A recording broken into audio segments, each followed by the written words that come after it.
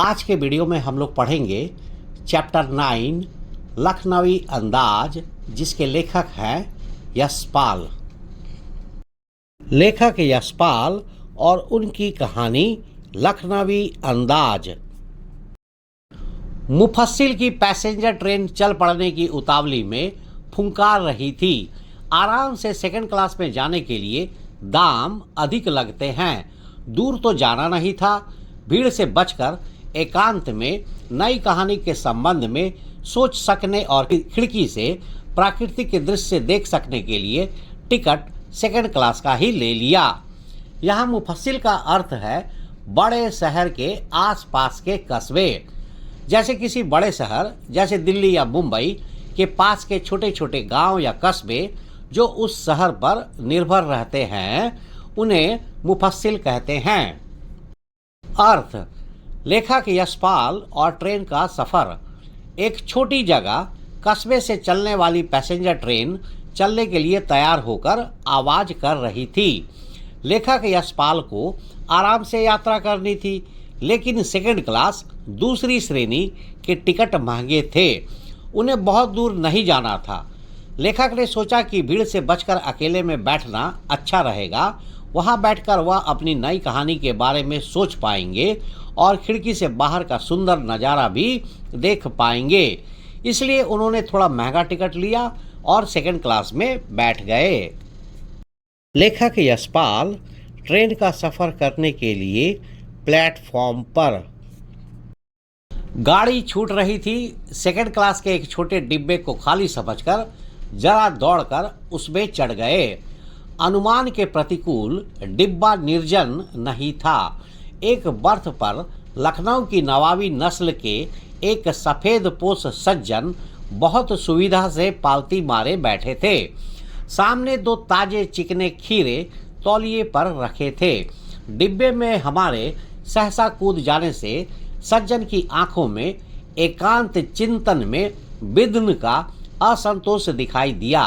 सोचा हो सकता है यह भी कहानी के लिए सूझ की चिंता में हो या खीरे जैसी अपदार्थ वस्तु का शौक करते देखे जाने के संकोच में हो। सफेद पोश का अर्थ होता है भद्र व्यक्ति, सम्मानित व्यक्ति। अर्थ: नवाब और लेखक यशपाल की पहली मुलाकात। ट्रेन छूट रही थी। लेखक ने जल्दी से दौड़कर सेकंड क्लास के एक छोटे डिब्बे में चढ़ गए, क्योंकि उन्हें लगा कि वह खाली है। लेकिन उनका अंदाज़ा गलत निकला। डिब्बा खाली नहीं था। वहाँ एक बर्थ सीट पर लखनऊ के एक नवाब जैसी वेशभूषा वाले एक सज्जन पालथी मारे आराम से बैठे थे। उनके सामने तौलिए पर दो ताजे और चिकने खीरे रखे थे। जैसे ही लेखक डिब्बे में चढ़े, उस सज्जन को अच्छा नहीं लगा। उनकी आंखों में गुस्सा था, क्योंकि लेखक के आने से उनकी एकांत भंग हो गई थी। लेखक यशपाल ने सोचा शायद यह भी किसी कहानी के लिए सोच रहे होंगे, या शायद वे इस बात से शर्मा रहे थे कि कोई उन्हें खीरे जैसी मामूली चीज खाते हुए देखेगा। ट्रेन में नवाब आराम से पालथी मारे बैठे थे और उनके सामने तौलिए पर दो ताजे और चिकने खीरे रखे हुए थे। नवाब साहब ने संगति के लिए उत्साह नहीं दिखाया। हमने भी उनके सामने की बर्थ पर बैठकर आत्मसम्मान में आंखें चुरा ली। अर्थ: लेखक यशपाल और नवाब दोनों का एक दूसरे को अनदेखा करना। जब लेखक ट्रेन के डिब्बे में बैठे तो नवाब साहब ने उनसे बात करने या दोस्ती करने का कोई उत्साह नहीं दिखाया। इसे देखकर लेखक ने भी अपनी इज्जत बनाए रखी। उन्होंने नवाब से आंखें नहीं मिलाई और चुपचाप उनकी सीट के सामने वाली सीट पर बैठ गए। इसका मतलब है कि नवाब ने लेखक को अनदेखा किया और लेखक यशपाल ने भी वही किया। दोनों चुपचाप अपनी अपनी जगह पर बैठ गए। शुरुआत में लेखक यशपाल और नवाब दोनों का एक दूसरे को ट्रेन में अनदेखा करना। खाली बैठे कल्पना करते रहने की पुरानी आदत है। नवाब साहब की असुविधा और संकोच के कारण का अनुमान करने लगे। संभव है नवाब साहब ने बिल्कुल अकेले यात्रा कर सकने के अनुमान में किफ़ायत के विचार से सेकंड क्लास का टिकट खरीद लिया हो और अब गवारा ना हो कि शहर का कोई सफ़ेद पोश उन्हें मंझले दरसे में सफ़र करता देखे। अकेले सफ़र का वक्त काटने के लिए ही खीरे खरीदे होंगे और अब किसी सफ़ेद पोश के सामने खीरा कैसे खाएं। किफ़ायत का मतलब होता है मितव्ययिता, समझदारी से उपयोग करना, पैसों या किसी भी चीज़ को सोच समझकर और समझदारी से खर्च करना ताकि वह बेकार ना हो। अर्थ: लेखक यशपाल की नवाब साहब की बेचैनी और हिचकिचाहट के कारण का अंदाजा लगाना। लेखक यशपाल की एक पुरानी आदत थी खाली बैठे बैठे सोचना और कल्पना करना। उन्होंने नवाब साहब की बेचैनी और हिचकिचाहट के कारण का अंदाजा लगाना शुरू किया। उन्होंने सोचा कि शायद नवाब साहब ने अकेले यात्रा करने के लिए सस्ते में सेकंड क्लास का टिकट ले लिया होगा, लेकिन अब उन्हें यह गवारा नहीं हो रहा था कि कोई दूसरा सभ्य व्यक्ति उन्हें इस छोटी क्लास में यात्रा करते हुए देखे। लेखक ने यह भी सोचा कि नवाब ने शायद अकेले में समय बिताने के लिए खीरे खरीदे होंगे, लेकिन अब एक और सभ्य आदमी लेखक के सामने वे खीरे जैसी मामूली चीज कैसे खाएंगे। लेखक यह समझने की कोशिश कर रहे थे कि नवाब क्यों परेशान लग रहे थे और उनका व्यवहार ऐसा क्यों था। लेखक यशपाल नवाब साहब की बेचैनी और हिचकिचाहट के कारण का अंदाजा लगाते हुए। हम कनखियों से नवाब साहब की ओर देख रहे थे। नवाब साहब कुछ देर गाड़ी की खिड़की से बाहर देखकर स्थिति पर गौर करते रहे। ओह, नवाब साहब ने सहसा हमें संबोधन किया। आदाब अर्ज जनाब, खीरे का शौक फरमाएंगे। आदाब अर्ज अभिवादन का एक ढंग जैसे कि नमस्कार, प्रणाम होता है। अर्थ: नवाब और लेखक यशपाल की पहली बातचीत। लेखक यशपाल चुपके से नवाब साहब की ओर देख रहे थे। नवाब साहब ने उन्हें अनदेखा करते हुए कुछ देर तक गाड़ी की खिड़की से बाहर देखा और सोचने लगे कि अब क्या करना चाहिए।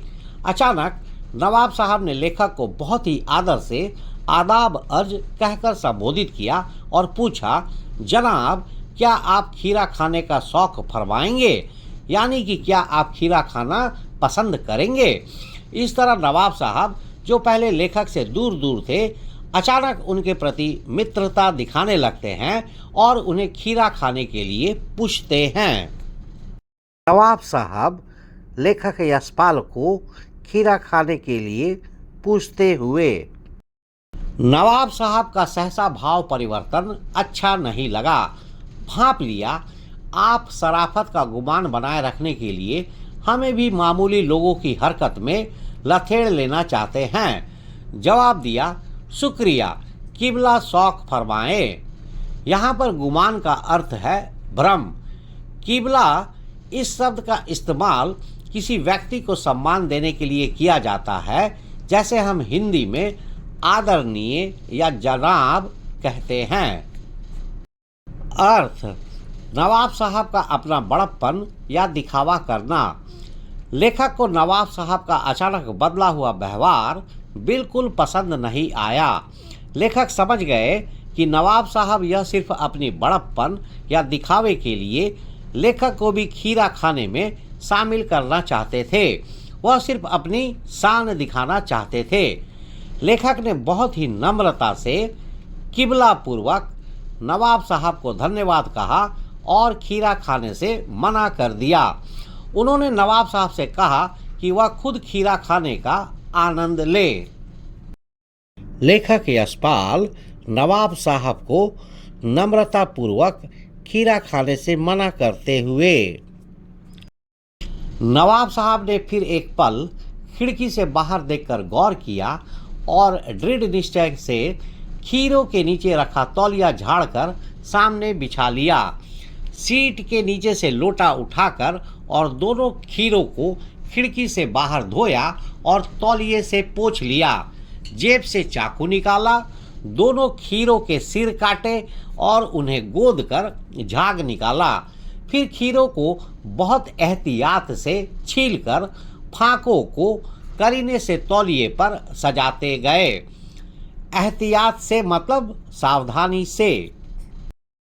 अर्थ लेखक यशपाल और नवाब साहब के खीरे की तैयारी।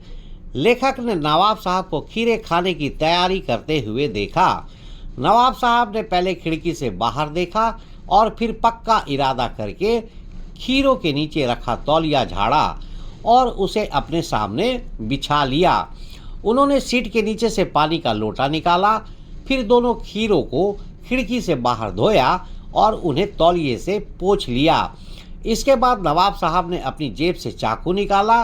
उन्होंने दोनों खीरों के ऊपर का हिस्सा सिर काटा और फिर उन्हें गोद कर उनका झाग निकाला। अंत में उन्होंने बहुत सावधानी से खीरों को छीला और उनकी फाकों को करीने से सजाकर तौलियों पर रखते चले गए। इस तरह नवाब साहब ने खीरा खाने के लिए बहुत ही सलीके और नजाकत से तैयारी की, जिससे लेखक को यह लगा कि वे दिखावा कर रहे हैं। नवाब साहब बहुत तरीके से खीरे को छीलकर उसकी फाकों को सजाकर रखते हुए। लखनऊ स्टेशन पर खीरा बेचने वाले खीरे के इस्तेमाल का तरीका जानते हैं। ग्राहक के लिए जीरा मिला नमक और पिसी हुई लाल मिर्च की पुड़िया भी हाजिर कर देते हैं।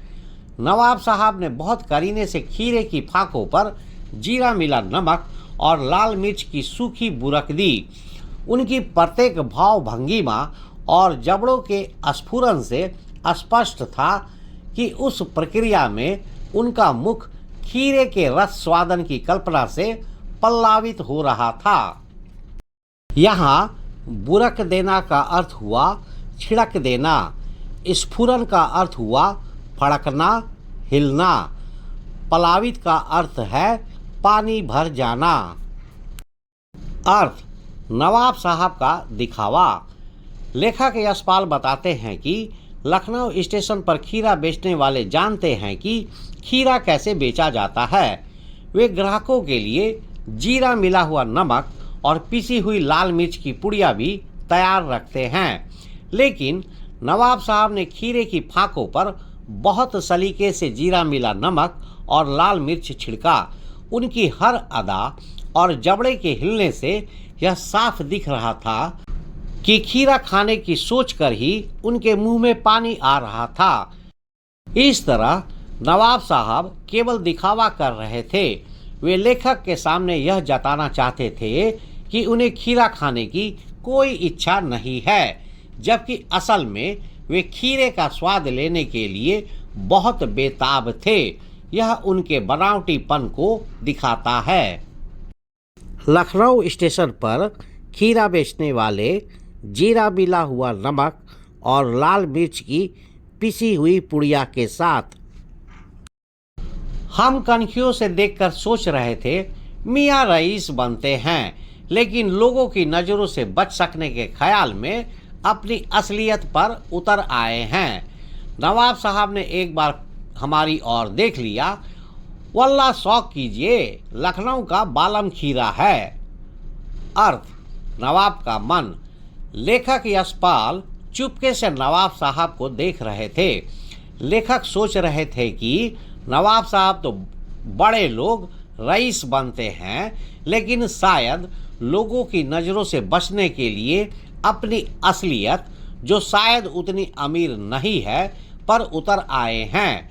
फिर नवाब साहब ने एक बार फिर लेखक की ओर देखा और कहा, अल्लाह की कसम शौक फरमाइए, यह लखनऊ का बालम खीरा है, मतलब बहुत खास खीरा है, अच्छा खीरा है।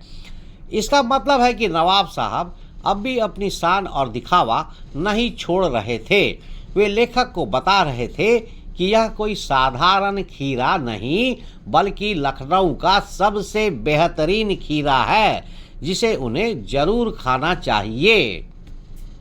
नवाब साहब खीरे की तारीफ करते हुए और लेखक यशपाल से खीरे खाने का आग्रह करते हुए। नमक मिर्च छिड़क दिए जाने से ताजे खीरे की पनियाती फांके देखकर पानी मुंह में जरूर आ रहा था, लेकिन इनकार कर चुके थे। आत्मसम्मान निभाना ही उचित समझा।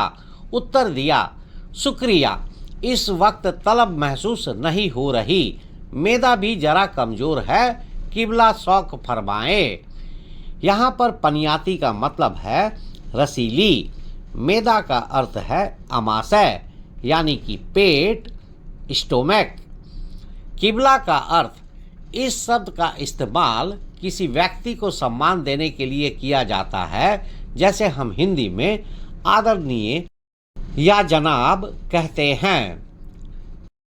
अर्थ, लेखक यशपाल का आत्मसम्मान। नवाब साहब ने खीरे की फांकों पर नमक और मिर्च छिड़क दिया था।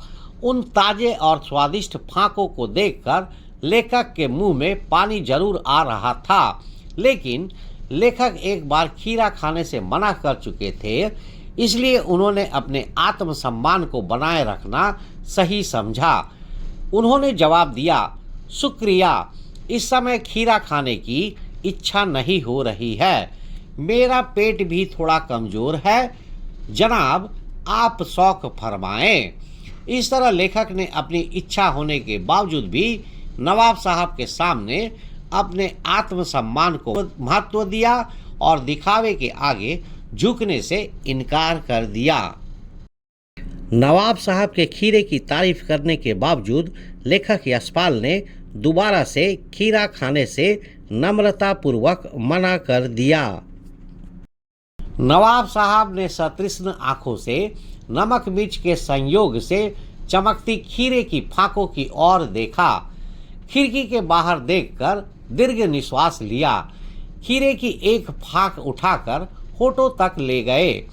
फांक को सूंघा। स्वाद के आनंद में पलकें मूंद गई।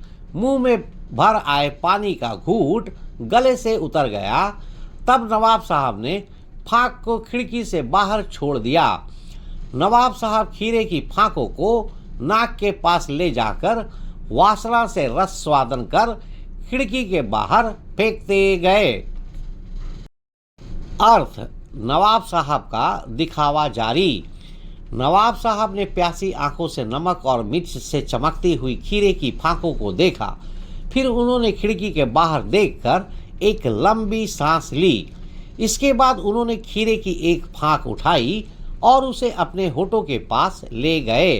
उन्होंने उसे सूंघा। खीरे के स्वाद की कल्पना से उनकी आंखें बंद हो गई। मुंह में भरा हुआ पानी उनके गले से नीचे उतर गया। फिर नवाब साहब ने उस फांक को खिड़की के बाहर फेंक दिया। इसी तरह वह एक एक करके खीरे की सारी फांकों को नाक के पास ले जाकर सूंघते रहे और खिड़की के बाहर फेंकते गए। यह उनके दिखावे और बनावटीपन को दिखाता है। उन्होंने खीरा खाया नहीं, बल्कि सिर्फ उसकी सुगंध लेकर ही संतोष कर लिया। नवाब साहब ने खीरे को खाया नहीं, बल्कि खीरे का सुगंध लेकर खीरे के फांकों को एक एक करके ट्रेन की खिड़की से बाहर फेंक दिया।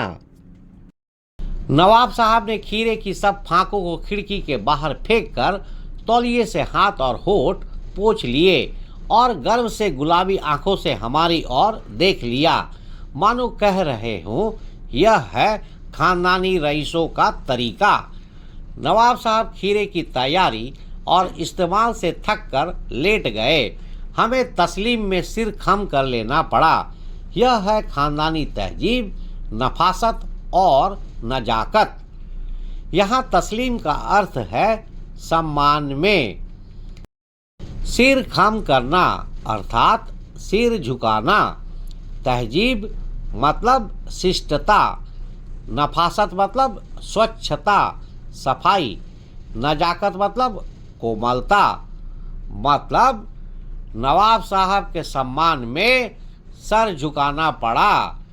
और यह है दिखावटी शिष्टता, स्वच्छता, सफाई और कोमलता सब दिखावट है। अर्थ: नवाब का घमंड। नवाब साहब ने खीरे की सभी फांकों को खिड़की के बाहर फेंक दिया। फिर उन्होंने तौलिए से अपने हाथ और होंठ पोंछे। इसके बाद उन्होंने गर्व से लेखक की ओर गुलाबी आंखों से देखा, अर्थात चमकती आंखों से, जैसे वह कह रहे हो, यह है खानदानी रईसों का तरीका। नवाब साहब खीरे को तैयार करने और उसका दिखावा करने से थक कर लेट गए। लेखक को भी नवाब साहब के इस दिखावटी व्यवहार के सामने सिर झुकाना पड़ा। लेखक ने मन ही मन सोचा कि यही है खानदानी तहजीब यानी कि सभ्यता, नफासत यानी कि सफाई और नजाकत यानी कि कोमलता। लेखक यशपाल का यह कहना असल में व्यंग है। वह बताना चाहते हैं कि नवाब साहब जैसे लोग दिखावे के लिए कुछ भी कर सकते हैं, यहाँ तक कि सिर्फ सुगंध लेकर खीरे को फेंक सकते हैं। हम गौर कर रहे थे, खीरा इस्तेमाल करने के इस तरीके को खीरे की सुगंध और स्वाद की कल्पना से संतुष्ट होने का सूक्ष्म, नफीस या एब्स्ट्रैक्ट तरीका जरूर कहा जा सकता है, परंतु क्या ऐसे तरीके से उदर की तृप्ति भी हो सकती है? उदर का मतलब पेट। नवाब साहब की ओर से भरे पेट के ऊंचे डकार का शब्द सुनाई दिया और नवाब साहब ने हमारी ओर देखकर कह दिया, खीरा लजीज होता है लेकिन होता है शकील, नामुराद मैदे पर बोझ डाल देता है।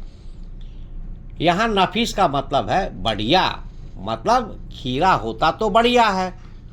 शकील का अर्थ है आसानी से ना पचने वाला, अर्थात खीरा होता तो बढ़िया है पर आसानी से पचता नहीं है। एब्स्ट्रैक्ट का मतलब है ऐसी चीज़ें जिन्हें हम देख या छू नहीं सकते, सिर्फ महसूस कर सकते हैं या उनके बारे में सोच सकते हैं, जैसे हवा, भावनाएं, प्यार, खुशी, दुख आदि। अर्थ: लेखक यशपाल का व्यंग्य और नवाब का झूठ। लेखक सोच रहे थे कि खीरे को सिर्फ सूंघकर स्वाद लेने का यह तरीका बहुत ही अनोखा, साफ सुथरा और बिना छुए हो सकता है, लेकिन क्या इस तरीके से पेट भर सकता है? क्या सिर्फ सूंघकर पेट भरा जा सकता है? अचानक नवाब साहब की ओर से भरे पेट की डकार की आवाज़ सुनाई दी। फिर नवाब साहब ने लेखक की ओर देखकर कहा, खीरा स्वादिष्ट तो होता है लेकिन होता है आसानी से न पचने वाला। यह पेट पर भारी बोझ डाल देता है। यहाँ पर मैदे का मतलब पेट होता है। यहाँ पर लेखक ने नवाब साहब पर व्यंग्य किया है। नवाब साहब ने सिर्फ खीरा नहीं खाया बल्कि सिर्फ उसकी खुशबू से ही डकार ले ली, जैसे उनका पेट भर गया हो। यह उनके दिखावे की चरम सीमा है। यह समाज के उन लोगों पर कटाक्ष है, व्यंग्य है, जो अपनी शान और झूठी प्रतिष्ठा के लिए कुछ भी कर सकते हैं। नवाब साहब बिना खीरे को खाए ही सूंघ कर फेंक देते हैं और फिर भी उनके पेट से डकार की आवाज आ रही है। ज्ञान चक्षु खुल गए, पहचाना। ये है नई कहानी के लेखक।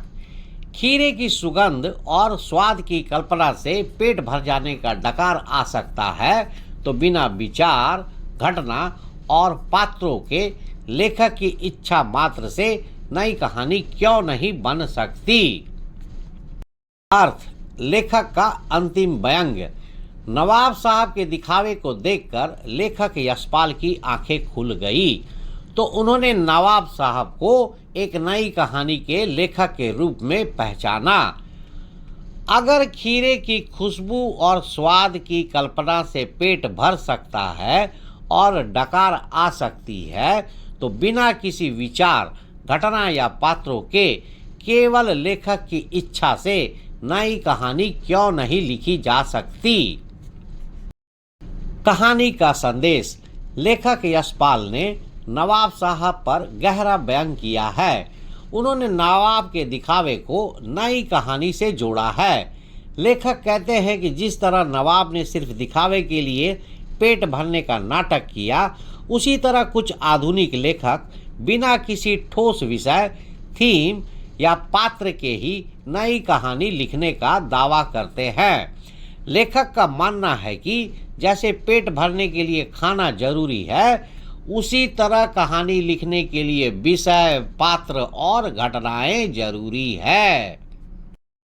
लेखक यशपाल जी का कहना है कि आजकल के जो कुछ आधुनिक लेखक हैं, वे बिना पात्र, घटनाएं या विषय के ही नई कहानियां लिखते हैं, जो कि बिल्कुल बनावटी होती है। जिस प्रकार इस कहानी लखनवी अंदाज में नवाब दिखावटीपन या बनावटीपन करते हैं। यशपाल जी ने लखनवी अंदाज कहानी व्यंग यह साबित करने के लिए लिखा था कि बिना कथ्य के यानी विषय या मुद्दा, टॉपिक के बिना कहानी नहीं लिखी जा सकती है। लेखक उस पतनशील सामंती वर्ग यानी कि पहले के अमीर लोग जो अब अमीर नहीं रहे पर कटाक्ष करते हैं, जो वास्तविकता से बेखबर एक बनावटी जीवन शैली का आदी है। आज के समय में ऐसी परजीवी संस्कृति, पैरासाइट, दूसरों पर निर्भर रहने वाले को देखा जा सकता है। अर्थात कहानी में एक ऐसे आदमी के बारे में बताया गया है जो बहुत दिखावा करता है। वह बिल्कुल नवाबों जैसा व्यवहार करता है, लेकिन असलियत में उसके पास कुछ भी नहीं होता।